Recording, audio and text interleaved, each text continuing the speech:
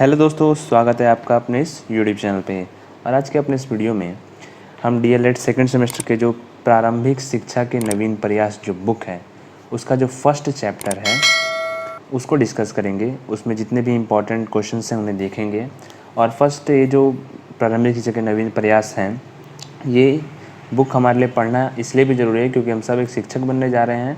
तो हमें पता होना चाहिए कि जो शिक्षा नीतियाँ हैं, जो शिक्षा नीति बनी थी वो किस तरह बनी थी, उनमें क्या क्या चेंजेस हुए थे, किस प्रकार उनमें बालक के अधिकारों को रखा गया था, और इन सब चीज़ों के बारे में, बालक के अधिकार के बारे में, संविधान के किन अनुच्छेदों में इनकी व्याख्या है, ये सब हमें पता होना चाहिए। तो आज का ये वीडियो आपके लिए बहुत इंपॉर्टेंट है। इस वीडियो को ध्यान से देखें क्योंकि इसमें सारे इंपॉर्टेंट क्वेश्चन हम डिस्कस करेंगे। तो चलिए शुरू करते हैं। तो जो हमारा फर्स्ट चैप्टर है वो है प्रारंभिक शिक्षा के सार्वभौमिकरण हेतु संवैधानिक प्राविधान एवं प्रतिबद्धताएं एवं बाल अधिकार। तो इस चैप्टर के जो क्वेश्चंस हैं वो हम डिस्कस करेंगे। तो चलिए अपना पहला क्वेश्चन हम देख लेते हैं, जो कि है संविधान के अनुच्छेद 21 से 29(2) और 45 के अंतर्गत शिक्षा संबंधी संस्तुतियाँ क्या हैं।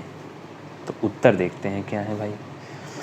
तो वीडियो को लाइक भी कर दीजिएगा, जल्दी से लाइक कर दीजिए और अपने दोस्तों के साथ ही शेयर कर दीजिएगा। अनुच्छेद 21 से संविधान के भाग 3 के अंतर्गत मूल अधिकार में निहित राज्य को 6 से 14 वर्ष तक के सभी बच्चों को निःशुल्क तथा अनिवार्य शिक्षा उपलब्ध करानी होगी। यह राज्य द्वारा निर्धारित कानून के अंतर्गत होगा। ठीक है, तो राज्य में जितने भी 6 से 14 वर्ष के बच्चे होंगे उनको निःशुल्क और अनिवार्य रूप से शिक्षा प्रदान करनी होगी। ये राज्य की जिम्मेदारी होगी। ये धारा अनुच्छेद 21 में संविधान के भाग 3 में ये निहित है। अब अगला देखते हैं धारा 29(2) के बारे में। राज्य द्वारा पोषित या राज्य निधि से सहायता प्राप्त करने वाले किसी शिक्षा संस्थान में किसी नागरिक को केवल धर्म, जाति, प्रजाति, भाषा या इनमें से किसी एक के आधार पर प्रवेश देने से रोका नहीं जाएगा। ठीक है, तीसरा देखते हैं निःशुल्क एवं अनिवार्य शिक्षा। धारा 45 राज्य के इस संविधान के लागू होने के समय से 10 वर्ष के अंतर्गत सभी बच्चों के लिए जब तक वे 14 वर्ष के न हो जाएं, निःशुल्क एवं अनिवार्य शिक्षा प्रदान कराने की प्रयास किए जाएं। संविधान जब लागू हो जाएगा उसके 10 वर्ष के अंतर्गत सभी बच्चों को, सभी 14 वर्ष के बच्चों तक को अनिवार्य रूप से निःशुल्क शिक्षा प्रदान करानी है। ठीक है, तो ये एक बहुत ही इंपॉर्टेंट क्वेश्चन है। अगला क्वेश्चन हम देखते हैं शिक्षा का सार्वभौमिकरण से आप क्या समझते हैं। बीटीसी 2016 में पूछा गया क्वेश्चन है। देखिए, लोकतंत्र में जाति, धर्म का, रंग भेद या स्तरीय आदि का भेदभाव किए बिना सभी को अपने व्यक्तित्व का पूर्ण विकास करने के लिए समान अवसर प्रदान किए जाने चाहिए। इस बात को ध्यान में रखकर संविधान की धारा 29(2) में सार्वभौमिक शिक्षा व्यवस्था की गई है। धारा 29(2) में कहा गया है कि राज्य सरकार द्वारा संचालित या सहायता प्राप्त किसी भी शिक्षा संस्थान में किसी भी व्यक्ति को धर्म, जाति, रंग या भाषा के आधार पर प्रवेश देने के लिए मना नहीं किया जा सकता है। ये बहुत ही इम्पोर्टेंट टॉपिक है, इसे आप याद रखिएगा। अगला क्वेश्चन देखते हैं क्या देश के प्रत्येक बच्चे को प्रारंभिक शिक्षा प्राप्त करने का अधिकार है। इसके लिए कौन कौन से संवैधानिक प्रावधान हैं। तो देखिए, बच्चा देश का भविष्य है, उन्हीं के विकास पर देश का विकास निर्भर है। अतः बच्चों के विकास हेतु शिक्षा की उचित व्यवस्था करना एक अति महत्वपूर्ण शर्त है। प्रत्येक बच्चे को शिक्षा प्राप्त करना उसका जन्मसिद्ध अधिकार है।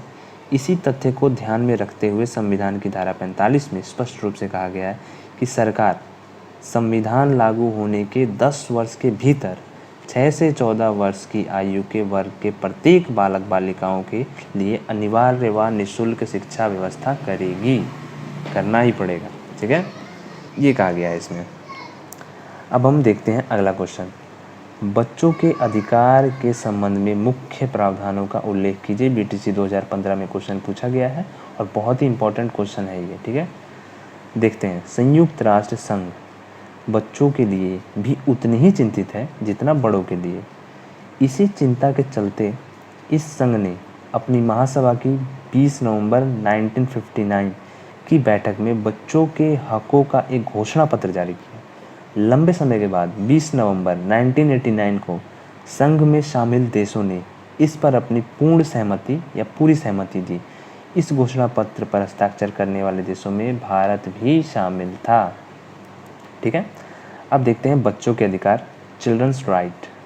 हम जानते हैं कि बालक तथा बालिकाएं ही प्रत्येक राष्ट्र का भविष्य हैं, किंतु वर्तमान युग में अनेक राष्ट्र तथा समाज ऐसे हैं जो इस बाल वर्ग के प्रति उदासीन हैं। उन्हें भविष्य का उच्च नागरिक बनाना तो दूर, उन्हें प्राथमिक शिक्षा भी प्रदान नहीं कराई जा रही है। इसके अतिरिक्त इस बाल वर्ग को विभिन्न कारणों से शोषित किया जाता है। हम उपरोक्त शीर्षक के अंतर्गत इसी वर्ग की समस्याओं तथा उनके निवारण से संबंधित विभिन्न विधियों का वर्णन करेंगे। यह विवरण निम्नलिखित है। देखिए दोस्तों, ये बात बहुत सही भी है कि बच्चे अगर शिक्षित नहीं होंगे तो आगे समाज कैसे विकास करेगा। अगर हम बच्चों को शिक्षा प्रदान ना करें, सिर्फ स्कूल भेज देना ही जिम्मेदारी नहीं होती है। हमें यह सोचना है, हमें यह मानना ही पड़ेगा, क्योंकि हमें बच्चों को घर पे ध्यान देना ही पड़ेगा। जब तक हम घर पे उनकी शिक्षा का, उनकी पढ़ाई का ध्यान नहीं देंगे, तब तक बच्चे का पूर्ण रूप से विकास नहीं हो पाएगा। ठीक है, तो ये बहुत ही ज़रूरी है कि सिर्फ स्कूल या कोचिंग के भरोसे बच्चे को छोड़ देना सही नहीं है। उसको घर पे रहकर उसकी परीक्षा का, उसके जितने भी वो टेस्ट देता है, पढ़ाई क्या करता है, सब कुछ हमें ध्यान रखना चाहिए। तभी देश विकास करेगा, तभी समाज विकास करेगा। चलिए आगे देखते हैं। सन 1948 में मानवाधिकारों के घोषणा पत्र के अनुच्छेद 25 में माँ और बच्चे के विशेष संरक्षण और सहायता की ओर ध्यान दिया, जिसे 20 नवंबर 1989 को पारित किया गया, जिसका अनुसमर्थन भारत सहित 191 देशों ने किया। मतलब भारत सहित 191 देशों ने इसका समर्थन किया। बच्चों को इस प्रस्ताव के 54 अनुच्छेद हैं। बच्चों से तात्पर्य 18 वर्ष से कम उम्र का मानव है। बच्चों को सभी मानव अधिकार दिए गए हैं। इस घोषणा के अनुसार उसकी बुनियादी आवश्यकताएं जैसे कि पोषण, शिक्षा, स्वास्थ्य आदि, जीने का अधिकार, विकास का अधिकार, सुरक्षा अधिकार और सहभागिता का अधिकार प्रत्येक सरकार को पूरे करने होंगे। बालकों के श्रम का प्रतिषेध। प्रतिषेध का मतलब होता है निषेध या मनाही। ठीक है, मतलब उसकी प्रति मनाही का, ये काम नहीं करना। ठीक है, मतलब बैन हो गया एक तरह से। एवं उनको प्रदत्त संवैधानिक प्रत्याभूति। प्रत्याभूति का मतलब होता है कि वस्तु की वास्तविक स्थिति के बारे में विश्वास दिलाना। ठीक है, यानी कि संविधान बच्चों को विश्वास दिलाता है कि उनके प्रति ये सारे जो उनके अधिकार हैं वो उनको दिए जाएंगे। तो बच्चों को प्रदत्त संवैधानिक प्रत्याभूति के रूप में संविधान का अनुच्छेद 14, 15, 3, 21, 24, 39 एवं 39, 41, 45 एवं 46 विशेष महत्वपूर्ण है। ठीक है, आगे देखते हैं। बालकों के अधिकार का संरक्षण का सन 1942 में अंतर्राष्ट्रीय स्तर पर विकास संयुक्त राष्ट्र के तत्वाधान में प्रारंभ होता है। तत्वाधान का मतलब ये होता है ना कि देख रेख में या निरीक्षण में, मतलब संयुक्त राष्ट्र के निरीक्षण में ये सब होता है। तत्कालीन समय में शिशुओं के अधिकार को जिनेवा घोषणा पत्र में अंगीकार किया गया। अंगीकार का मतलब होता है कि स्वीकार किया गया है। ठीक है, इससे घोषणा पत्र ने आशा की बालकों की देखभाल की विशेष आवश्यकता है। अतः इसे दृष्टिगत रखते हुए विश्व के विभिन्न राष्ट्र इसमें अपना सहयोग प्रदान करेंगे। इन सब घटनाओं के उपरांत संयुक्त राष्ट्र संघ के प्रावधान आए। संयुक्त राष्ट्र संघ के सदस्यों ने मूलभूत मानवाधिकारों, प्रत्येक व्यक्ति की प्रतिष्ठा तथा बालकों के कल्याण में अपनी निष्ठा व्यक्त की। पुनः घोषणा पत्र में यह कहता है कि आर्थिक, सामाजिक, सांस्कृतिक तथा मानव कल्याण से संबंधित अंतर्राष्ट्रीय समस्याओं के समाधान के लिए अंतर्राष्ट्रीय सहयोग प्राप्त करना तथा मानवाधिकारों के लिए तथा किसी प्रकार के जाति, लिंग, भाषा अथवा धर्म के आधारित भेदभाव के बिना सभी को मौलिक स्वतंत्रता के लिए आदर की भावना को बढ़ाना तथा प्रोत्साहन देना इस घोषणा पत्र का मुख्य उद्देश्य होगा। कुल मिला के इसमें यही कहा गया है कि किसी भी जाति, रंग, धर्म के आधार पर भेदभाव नहीं किया जाएगा और बच्चों को अपने विकास का पूर्ण अधिकार होगा, अपने सांस्कृतिक विकास का, आर्थिक सामाजिक विकास का पूर्ण अधिकार होगा। आगे देखते हैं।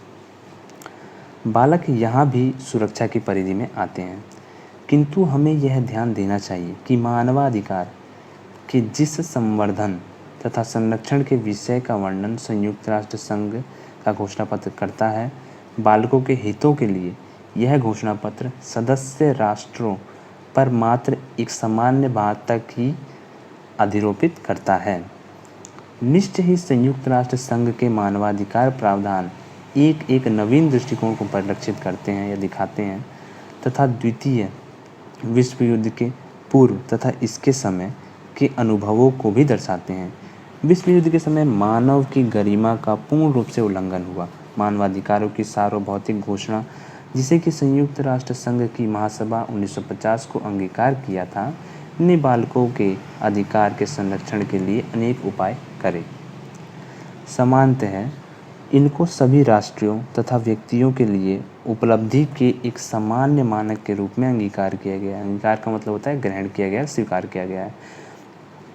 यह उपबंध कहता है कि सभी मनुष्य को गौरव तथा अधिकारों के विषय में जन्मजात स्वतंत्रतापूर्ण अधिकार प्राप्त है।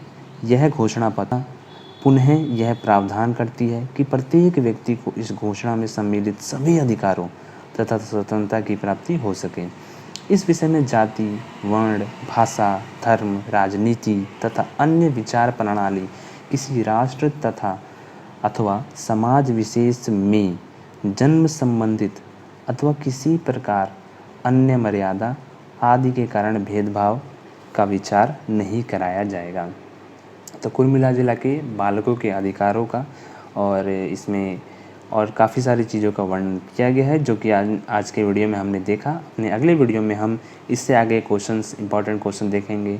अगर आपको ये वीडियो पसंद आया हो तो वीडियो को लाइक कीजिएगा, चैनल को सब्सक्राइब कीजिएगा। ऐसे इंटरेस्टिंग वीडियोज़ के लिए इस वीडियो को अपने दोस्तों के साथ शेयर कीजिएगा ताकि उनको भी इसका लाभ मिल सके। थैंक्स फॉर वॉचिंग दोस्तों।